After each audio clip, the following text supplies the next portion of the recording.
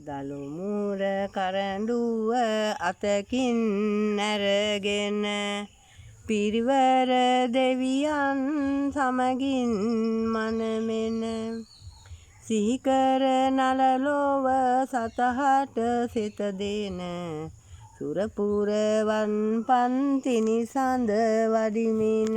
ඔන්න අපි අදාව 650 තුලානේ ආදරණීය තවත් කිරියම්මා වරු කණ්ඩායමක් සොයාගෙන ලොකු කිරියම්මාගේ නම කියන්නකො පුදුමේගේ කණ්ඩායම නියෝජනය කරා. අමරා කිරියම්මා සමග අපි උදේවරුෙත් අපි සාකච්ඡා කළා. ඒ වගේම අපි පුදුමේ ගැනත් විස්තර කියමු.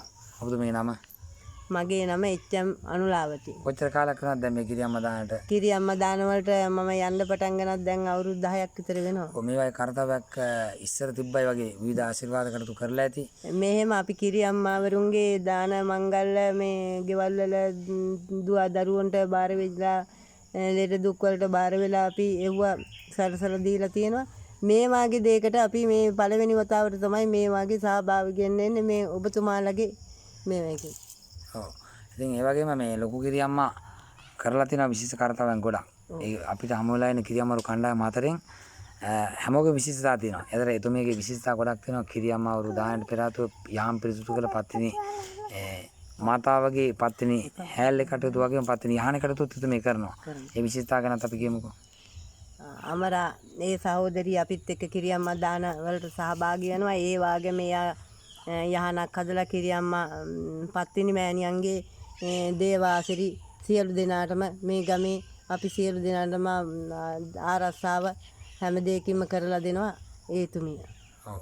ඉතින් මේ කාරණා සියල්ලත් එක්කම අපි ලස්සන කිරියම්මා දානයක් 650ට ගිරාණගම තුරාණේ පලාකල් පාසෙන් කොට්ටාස වෙනුවෙන් සූදානම් කරනවා. ඔබේ ශක්ති දායකත්වයෙන් ලබා දෙන කිරිපාත්‍ර දහසක් පූජා කරන කටයුත්තක් ගිලන් රෝගීන්ට ජීවිත අවසාන දාණය වෙන්න පුළුවන් ඒ දෙන්නේ. පච්ච ප්‍රමාණ කලුහිණට සුවඳල ඇල්ලුයි මාවි වගේ මඩතවලු කුරුළු තුඩ සුවඳල් වගේ සහල් වලින් තමයි පත්තිනි යහනේ කැප කරන කිරිපාත්‍ර පූජාව කරන්නේ. ඒ වගේම මුං ඇට ඇතුළු කවුපි මුං ඇට තල මුං මෙනේරි වගේ දාන්න භෝග පහක් මිශ්‍රණය කරලා මේ පැණි ඒ වගේම කිතුල් ලකුරු වගේ පෞරාණික ඒ වගේම ආශිර්වාදාත්මක ඒ වගේම පෝෂණීය සංකර කඩංගු කිරියාර පාත්‍ර පූජාවක් බඩදරු අම්මලාට ඒ වගේම කිරිදෙන මවුරන්ට සහ ජීවිත අවසාන දාණය වෙන්නත් පුළුවන් ගිලන් රෝගීන්ට ලබා දෙන කටයුතු කරනවා.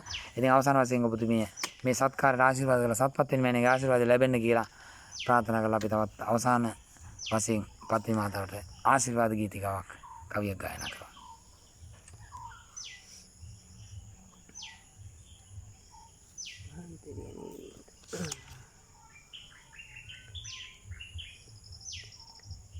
උදයට පායන හිරු දෙවියන්ටයි සවසට පායන සඳ දෙවියන්ටයි සවස උදාවන හැම දෙවියන්ටයි වැඳ වැඳ පින් දෙමි නිවන් දකින්නයි.